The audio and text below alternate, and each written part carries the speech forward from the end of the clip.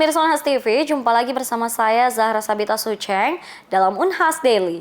Dalam beberapa menit ke depan kami akan menyajikan berita teraktual hanya untuk Anda. Universitas Hasanuddin terus berkomitmen untuk menciptakan lingkungan kampus yang inklusif bagi semua mahasiswa, termasuk mereka dengan kebutuhan khusus. Pusat Disabilitas Unhas kini bekerja keras mengatasi tantangan terkait infrastruktur, kesadaran sivitas akademika, dan tantangan lainnya untuk mewujudkan lingkungan kampus yang benar-benar ramah dan setara. Berikut informasi selengkapnya untuk Anda. Pusat Disabilitas merupakan lembaga yang memiliki mandat untuk menjalankan fungsi penelitian, advokasi, dan layanan inklusi disabilitas. Pusat Disabilitas Universitas Hasanuddin memiliki visi yaitu lingkungan akademik Universitas Hasanuddin inklusif yang menjunjung tinggi penerimaan keberagaman insan disabilitas, penerapan aksesibilitas dan akomodatif, partisipasi dan kolaboratif, serta perlakuan non-diskriminatif. Pusat Disabilitas Universitas Hasanuddin memiliki peran penting dalam merancang dan menerapkan berbagai kebijakan, serta fasilitas untuk memastikan bahwa semua mahasiswa dapat berpartisipasi penuh dalam kegiatan akademik dan non-akademik. Namun, meskipun telah ada beberapa inisiatif yang dijalankan, masih terdapat beberapa kendala yang harus segera diatasi. Kepala Pusat Disabilitas Unhas, Dr. Ishak Salim SIPMA, mengungkapkan beberapa tantangan yang sedang dihadapi dalam mewujudkan Universitas Hasanuddin sebagai kampus inklusif. Iya, kalau sekarang tantangan pertama setelah berdirinya Pusat Disabilitas dan beroperasi kurang lebih setahun terakhir ini secara internal dulu. Jadi tim kita belum begitu maksimal bekerja, dalam artian kami memiliki 3 divisi, yaitu riset, mediasi, dan layanan. Yang paling maksimal saat ini bekerja adalah divisi layanan, dan divisi layanan itu cukup sibuk mengurusi bagaimana kita mengupayakan ada layanan mobilitas, layanan belajar maupun layanan komunikasi untuk mahasiswa-mahasiswa disabilitas. Nah, untuk divisi lain seperti riset dan mediasi itu belum bisa maksimal untuk dilakukan. Kalau mediasi, ya beberapa yang bisa kita lakukan adalah menghubungi pihak-pihak terkait seperti ketua program studi atau ketua departemen terkait dengan layanan belajar mahasiswa disabilitas. Tantangan lain yang sedang dihadapi oleh Pusat Disabilitas adalah keterbatasan infrastruktur yang ramah disabilitas. Beberapa fasilitas kampus masih belum sepenuhnya mendukung aksesibilitas bagi penyandang disabilitas, seperti akses untuk kursi roda, toilet khusus, dan masih banyak lagi. Selain infrastruktur, Ketua Pusat Disabilitas Universitas Hasanuddin juga mengungkapkan bahwa masih banyak dosen dan staf yang belum sepenuhnya paham terkait kebutuhan mahasiswa disabilitas atau memberikan dukungan yang efektif. Dukungan dari mahasiswa non-disabilitas juga penting untuk membangun kultur inklusif di kalangan mahasiswa dan kampus. Dr. Ishak Salim SIPMA mengungkapkan bahwa dalam proses mewujudkan kampus yang nyaman dan ramah bagi semua, ia mengharapkan dukungan dan kerjasama yang baik dari semua pihak, sehingga kedepannya Unhas dapat menjadi contoh kampus yang ramah disabilitas dan memberikan kesempatan yang sama bagi semua mahasiswa untuk berkembang dan berkontribusi. Zahra Sabita Sucheng, Andi Muhammad Syafrizal, Unhas TV. Selain menimbulkan rasa tidak nyaman, keringat berlebih juga bisa menurunkan rasa percaya diri. Kondisi ini dapat disebabkan oleh banyak hal, termasuk penyakit atau kondisi medis tertentu. Apa yang menjadi penyebab keringat berlebih tanpa aktivitas? Dan benarkah hal tersebut berhubungan dengan penyakit jantung? Simak berita selengkapnya untuk Anda. Saat suhu tubuh meningkat, kelenjar keringat pada kulit akan memproduksi keringat untuk mendinginkan tubuh. Ini merupakan mekanisme alami tubuh yang kerap terjadi pada saat olahraga, demam, gugup, atau konsumsi makanan pedas. Namun, jika keringat yang keluar lebih banyak dan tanpa sebab, Anda perlu waspada. Keringat berlebih atau hiperhidrosis dapat menjadi gejala suatu penyakit. Banyak tersebar informasi bahwa seseorang yang memiliki keringat berlebihan seperti tangan basah itu disebabkan karena dirinya mengidap penyakit jantung. Namun, hal tersebut dibantah oleh dokter spesialis penyakit dalam, konsultan gastroenterologi, hepatologi Dr. Rini Rahmawarni Bahtiar. Jadi kalau tangan berkeringat, ya mitos ya, mengatakan bahwa itu jantung ya. Penyakit jantung memberikan gejala yang bermacam-macam ya, mulai dari rasa sesak, berdebar, ya macam-macam, tergantung dari kelainan daripada jantung. Ada juga keringat berlebih ya pada tangan kalau ada gangguan di jantung, tetapi tentu disertai dengan kelainan-kelainan lain. Nah, jadi kalau disebut keringat berlebih pada tangan itu penyakit jantung tidak tepat. Jadi ada pemeriksaan lanjut ataupun gejala-gejala lain yang menyertainya. Selain itu, keringat terlebih juga dapat mengganggu aktivitas sehari-hari atau bahkan memicu stres dan cemas. Saat mengalami hiperhidrosis, kelenjar keringat bekerja terus-menerus sehingga menghasilkan kelebihan keringat yang tidak dibutuhkan tubuh. Bukan hanya itu, faktor genetik juga bisa menjadi salah satu penyebab tangan basah atau keringat terlebih tanpa aktivitas. Hal tersebut memang biasa terjadi pada orang-orang tertentu. Jadi kalau berkeringat karena aktivitas olahraga atau misalnya cuaca panas, ya tentu secara kompensasi dari tubuh ya. Nah, bagaimana kalau tidak ya, tidak panas, tidak habis olahraga, tidak ada masalah yang lain tapi berkeringat. Nah, itu banyak penyebab. Bisa saja ada beberapa penyebabnya. Yang pertama ada namanya hiperhidrosis ya, penyakit tertentu yang mana itu primer. Jadi dia aktivitas keringatnya sangat berlebihan di tangan ya.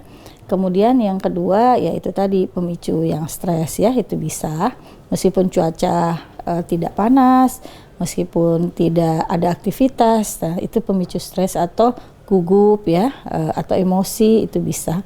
Kemudian hal yang lain ya tentu bisa daerah tangan tersebut ya itu bermasalah, jadi lokal. Nah, itu bisa juga penyebabnya tanpa ada aktivitas ataupun suhu yang panas. Namun, keringat berlebihan tersebut dapat ditangani dengan langkah-langkah preventif seperti yang diungkapkan oleh Dr. Rini.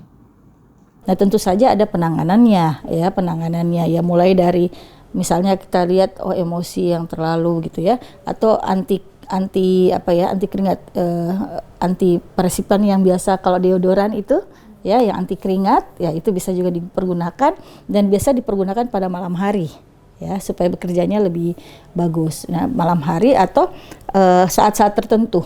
Nah, yang kedua ada obat juga. Kalau obat itu antikolinergik ya, membantu agar persarafan itu tidak memicu kelenjar keringat berlebihan. Nah, kemudian yang berat ya, yang kalau sudah dengan segala cara dipakai dan sangat mengganggu oleh pasien misalnya, maka dipergunakan teknik operasi ya, memblok saraf supaya kelenjar keringat tersebut tidak beraktivitas berlebihan ya.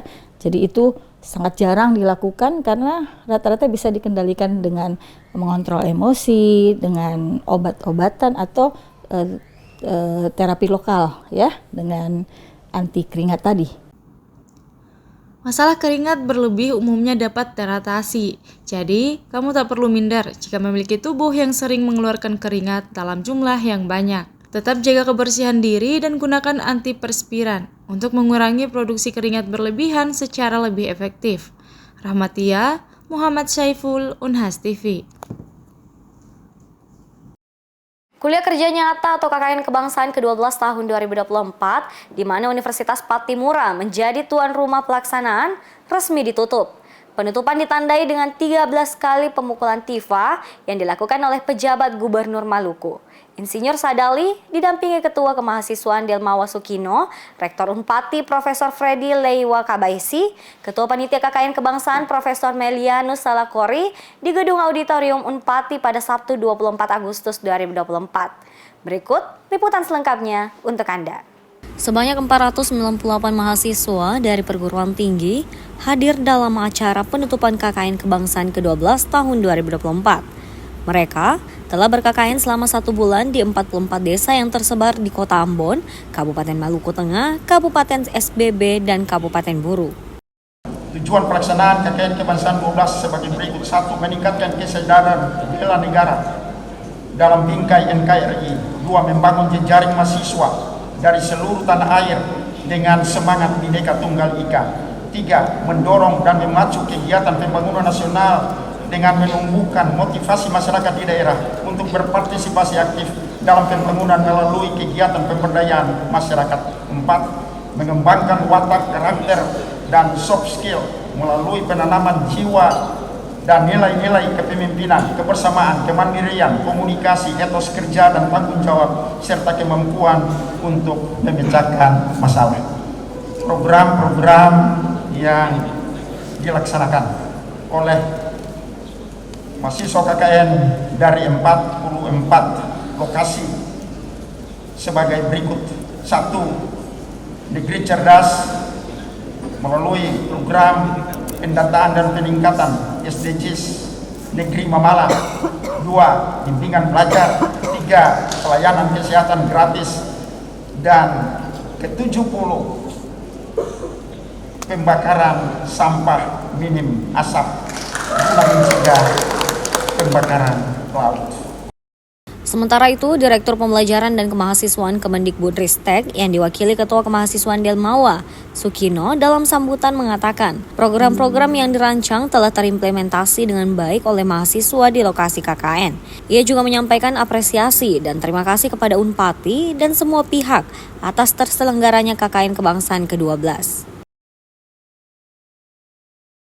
Dari apa yang telah disampaikan oleh adik-adik mahasiswa, bagaimana kami merancang program terkait dengan NKRI, dengan tujuan itu tadi adik mahasiswa sudah menyampaikan itu adalah bagian dari implementasi untuk menjaga NKRI. Salah satunya tadi sudah menikah jejaring, ada yang kenal Abdul, ada yang kenal Jaka, dan lain-lain. Itulah bukti nyata dari program kami ternyata terimplementasi dengan baik. Bapak Ibu hadirin yang kami muliakan, sekali lagi kami ucapkan terima kasih kepada seluruh pimpinan perguruan tinggi yang telah membantu kami di dalam melakukan program-program ini. Kepada seluruh peserta KKN Kebangsaan 2024, kami sampaikan selamat jalan. Salam kami untuk keluarga, sahabat, saudara, dosen, dan civitas akademika perguruan tinggi Anda.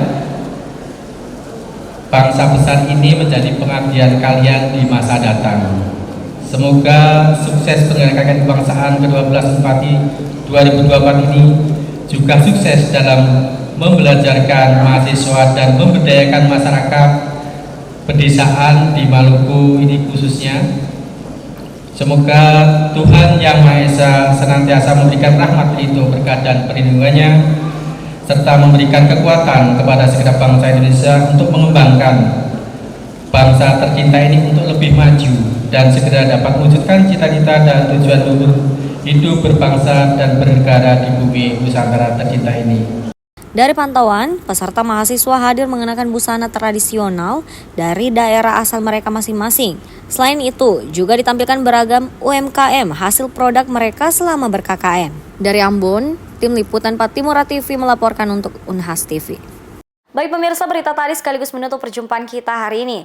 Jangan lupa untuk terus saksikan Unhas Daily hanya di Unhas TV. Saya Sarah Zabita Suceng beserta kru yang bertugas, pamit undur diri dan sampai jumpa.